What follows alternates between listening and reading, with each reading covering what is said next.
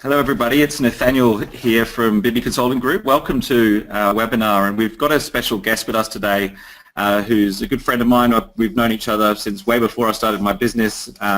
Chandell's helped me with my sales skills and my public speaking, and she's also a outstanding neurolinguistic programming trainer. Often referred to as the confidence maker and the queen of rapport by our clients and colleagues. Our speaker today is someone who by the tender age of 14 was already a sales leader with the well-known direct sales company Nutrimetics, I hope I pronounced that correctly. She's also a Miss World Australia finalist and is an NLP and hypnosis expert, and got quite a bit of experience across sales, marketing, business development across lots of industries. Coffee perpetually in hand. Her purpose is to inspire confidence in others so that they can make empowered decisions. Through coaching, training and development with her clients, she gives all that she has to help them bridge the gap between the 80-20 balance of business and sales. She's a published author of the book Confident Closing, Sales Secret that grew a business by 400% in just 6 months, and how that can work for you. Her talent for matching people's needs to appropriate solutions truly sets her apart. And her work always involves a smile and maybe even a tap dance. Please help me in welcoming Chandell to the webinar. Thank you so much, Nathaniel. Yes, thank you so much. I'm really excited to be here with you guys today, and certainly have a lot of tips that have helped me along the way in terms of tricks and tips and things that I've trial and errored with myself and my business and also my clients. And so really keen to share some of that information with you and your tribe there, and looking forward to getting cracking into it. So thanks for having me, everyone. So we're really excited for the content. One of the reasons that I wanted to get Chandell on the call was particularly with the clients that we work with in the digital marketing world. There's one thing to generate a whole bunch of leads, but the other thing is to be able to manage them and to be able to move them through a sales process relatively confidently. And I think that's something that we're really going to address today, isn't it? Absolutely, 100%. And, as you said, it's one thing to get a whole bunch of leads into the pipeline, and to have them, run out the bucket at the other end is just not dollar productive, and it certainly doesn't add any enthusiasm to the whole sales process, and not to mention the confidence of the person who's actually selling the product, which is quite a bit of what we'll talk about today as well. Excellent. Great. Well, thanks for having me along. And I have a little stat for you. Probably some of you know this already, but about 50% of small businesses fail in the first 2 years of operation. And it's not because they're not good at what they do. And I'm sure that you've heard these sorts of stories as well, Nathaniel. Some of our listeners and our watchers today have probably been in a situation where, they've seen businesses come and go, and, 1 minute they're here, next minute they're not. And one of the main reasons that 50% of small businesses fail in the first 2 years of operation is that they don't have a plan. And in fact, I think the stats stand at the moment that only about 3% of businesses make it to 10 years. So some of the reasons why the journey to success, is often cut short for a lot of these business owners is simple things like not necessarily having a belief, or some of the time, we have business owners that just don't have a motivation in order to produce results. They're either on sometimes and they're off sometimes. I'm sure that many of the people that are listening online have had those days where you're totally pumped, you're totally fired up, you're ready to go, and the conversations that you have with people are just firing and they go really well. And then the next day it can be, totally down in the dumps, complete lack of motivation. And there's actually a reason when we think about mindset around why we have that inconsistent motivation. And it's got a lot to do with the vision that we have for our clients and also the vision that we have for our company. You mentioned it before, Nathaniel, having no sales and marketing strategy. So a lot of the time people are really focused on the fact that they need a lot of leads, and, they're getting a lot of leads, but they're not closing or converting those leads. And so there's a lot of advertising costs and a lot of marketing costs that are just essentially being sunken on the fact that we've got salespeople that don't have a strategy to follow up, or worse, they're actually targeting the wrong clients with the wrong message. They just don't necessarily have a clear idea about what the problems are that people are facing. But before we get into that, one of the things that I'd like to share with everybody is I'm a big believer that excellence in business is 80% psychology and 20% strategy, meaning that I think there's a lot of people out there that are focused on the idea that they haven't got the right words or they haven't got the right sequence of offers or events that, you know, if they implemented it or if they just knew the how-to, that they would actually get the result. And in actual fact, often what I say is that I could write the most amazing cold calling script that was designed to get conversions, yet if the salesperson that's actually supposed to read the script doesn't have the confidence to pick up the phone or doesn't have the confidence in their product or their message, that psychology aspect, in order to get the result, then it really doesn't matter how good the script is or how good the objection handling is. The 80% psychology will actually kill off the effort, because if no one ever hears the script, then it's not going to be effective, is it? Yeah, spot on. I couldn't agree more. So you mentioned before, or Nathaniel mentioned before, about my book. Originally, I just wanted to give you guys a little bit of background. As Nathaniel said, I've been in sales and marketing for a long period of time, and across different sectors. I worked in corporate, and I've been in small business for 11 years now, and I've had a lot of clients who have been in small business. And the title for my book, Confident Closing, was originally called Feeding Salt to Horses. Now, from a marketing perspective, from an SEO perspective, I'm sure Nathaniel would agree with me that when you market a book about sales, about feeding salt to horses, you're probably not going to get the hits that you need. So we originally were planning to write the book or planning to publish the book with that name. And after some market research, we discovered that wasn't necessarily the best idea. But my theory, or the reason that I was motivated towards that title, is you all heard the saying, you can lead a horse to water, but you can't make it drink. But you see, if you feed the horse the right salt, then by the time you lead it to the water, it will be so thirsty that it will drink of its own accord. And I think that that's a really important point when we think about the sales and marketing message and how we're steering our clients in the direction of closing sales. And, you know, I hear from clients all the time and new prospects about the fact that, you know, there's lots of clients out there that don't have enough money, or, you know, we can't close the sales that we want because people in the market aren't spending, or, you know, I'm not quite sure why I'm not converting at the moment. I really don't know. They're often, you know, there's so many limitations in their own mind about why they can't achieve the results that they want to achieve. And the response to that is normally, Chandell, or the question that I get asked a lot is, Chandell, how can we get our people to do what we want them to do? And the approach on that is not necessarily the right approach, because you see, just like the horses, you can't make them drink if they've got no motivation to drink. And so the same thing applies with your prospects and your clients, in the sense that you really want to get them to a point where the information is just so seamless, it's so easy, that it's meeting and ticking all the criteria in the client's mind, that by the time you actually present them with the opportunity to close and to sign the deal, that they're already there, they're making that decision because they want to, not necessarily because you've manipulated them into a way that they will do it. And one of the things about manipulating somebody into a sale, or using clever tactics that are essentially black hat tactics, is that you're going to end up with buyer's remorse. So I'm a big fan of people making decisions to work with you because they know it's the right thing in their own decision-making process. Wouldn't you agree, Nathaniel? Yeah, absolutely. Yeah, I think you need to believe in what you're presenting is probably the most important thing of when it comes to sales, I would say. Absolutely, 100%. So just a little bit more about me. As Nathaniel said, I was a sales leader with Nutrimetics at 14 years old. What that means is that I was able to recruit and build a team of people who were all selling Nutrimetics skincare products, and being in multi-level marketing at such a young age obviously gave me a lot of insight in terms of getting to know people, and also getting to know what it is that it takes to inspire a motivation for someone to get interested in your business in the way that you want them to at a B2C type level.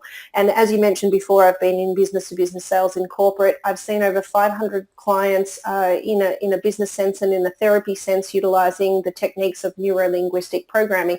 And just a quick story about that. My motivation to become a trainer for NLP was not necessarily inspired by the idea that I wanted to be a trainer. And I think, one of the things that you probably don't know about me is that I was in corporate. I was your typical high achiever, type A personality, definitely driven by success.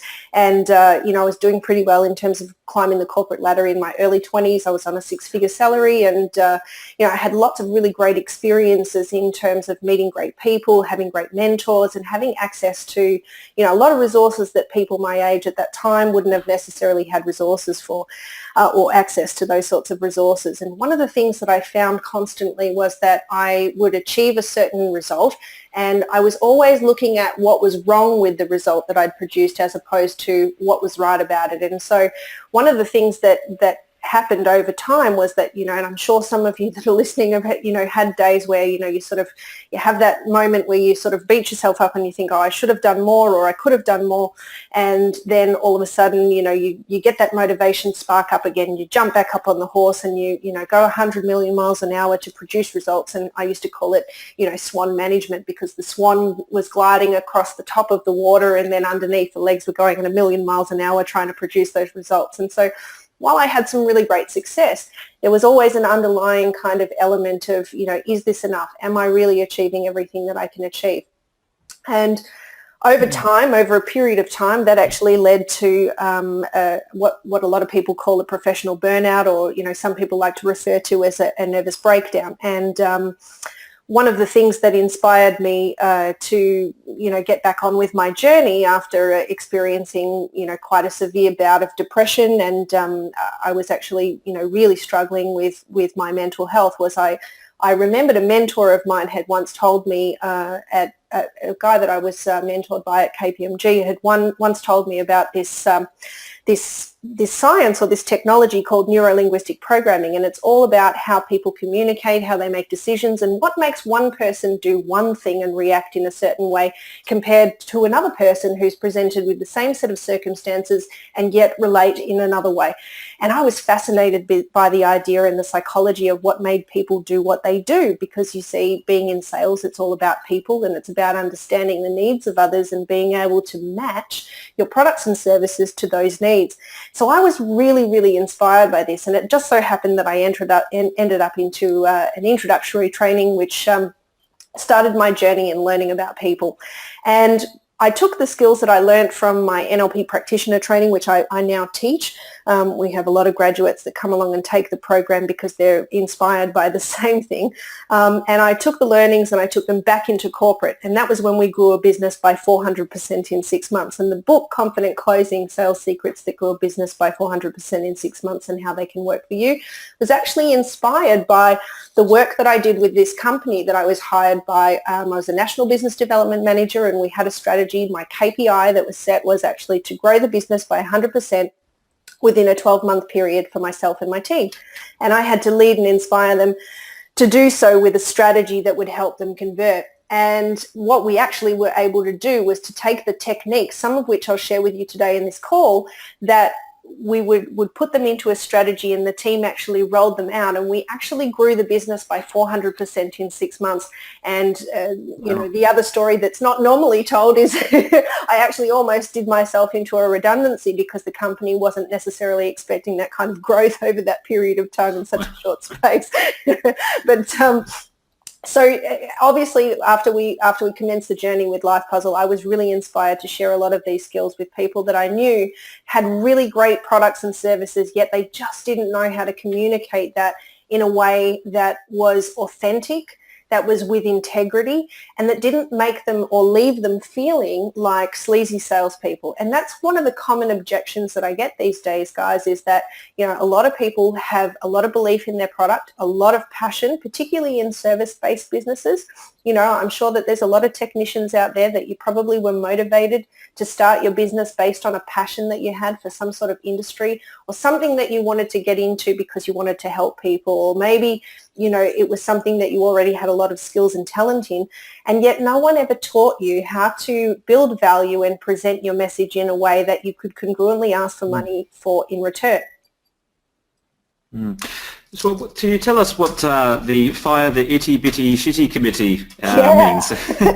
Absolutely. So Fire the Itty Bitty Shitty Committee. See, Nathaniel, the Itty Bitty Shitty Committee is the group of people that sits on your shoulder and tells you exactly what you can't do all of the time. It's that nagging voice that says to you, hey, don't ask for the sale. They're not ready yet. Oh, no, they're going to think it's too expensive. Oh, no, this person doesn't have money.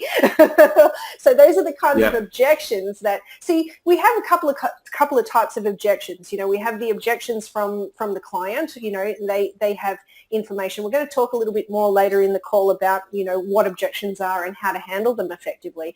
But we also have objections that are self-motivated and self-maintained, and a lot of the time this comes from some of our belief systems. So during the Confident Closing workshop, which is a 2-day workshop that we teach in Melbourne, Sydney and Brisbane, we actually go through the ways in which we can fire the Itty Bitty Shitty Committee, how to qualify clients, how to get the right niche, and how to develop your elevator pitch so that it's actually targeting the market that you want and getting that interest and that leading into that close, and how you can actually continually keep up that motivation while still answering objections with respect and actually having a system to sell beyond words. So during the call, let's have a chat about what we're going to cover in the call today. So, I think that you must have a system to sell beyond words. If you're investing time, energy, money on getting leads for your business, then you must have a system to sell beyond the words that you use, because you see, most people go into the sales process thinking that it's about the right words at the right time. And while the words are the labels that we use in order to communicate a message,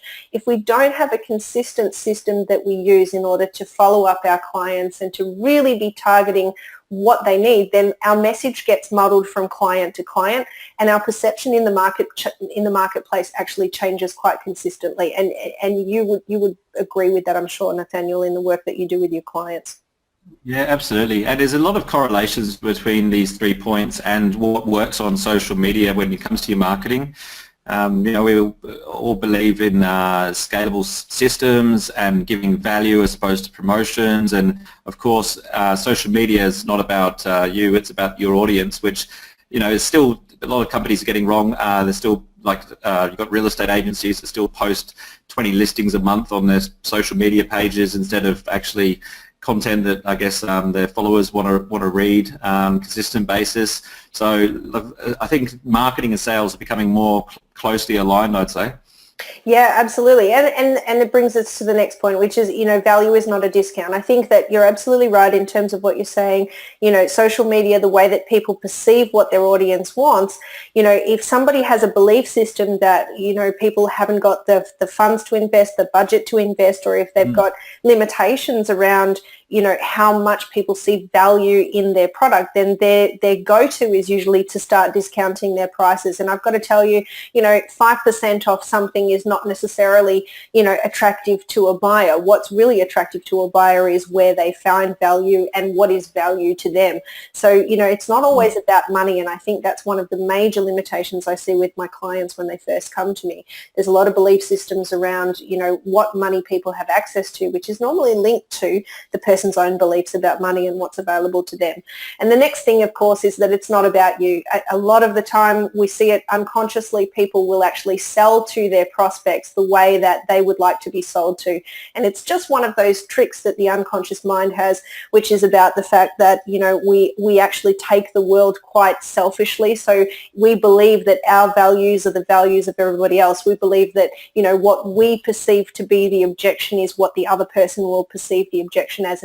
And that's really about getting that 80% psychology right when we're going out there and pitching, what it is that we have on offer. So essentially, it's all about the fact that your focus will determine your outcome. So a couple of quick quotes that I really love here. I share at all my webinars and seminars. I think that your focus will determine your outcome. So I'm sure that most people on the call will have bought a car, or perhaps, had someone that they know really well buy a car, and then they're driving on the road and suddenly they see that car everywhere.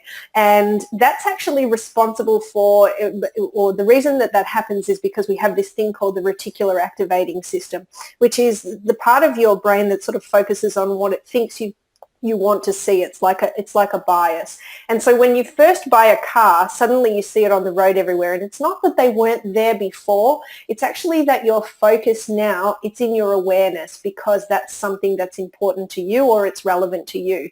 Now, Henry Ford said that whether you think you can or you can't, then you're right. So I encourage you all to have a little think about whether or not you believe you're a really good salesperson, that you believe whether your message is compelling and that people can trust you and that they want to do business with you. And if the answer's no, then you must address that first because your focus will actually determine your result unconsciously. And believe it or not, your clients can actually pick up on that. And I'll explain more about that in a minute.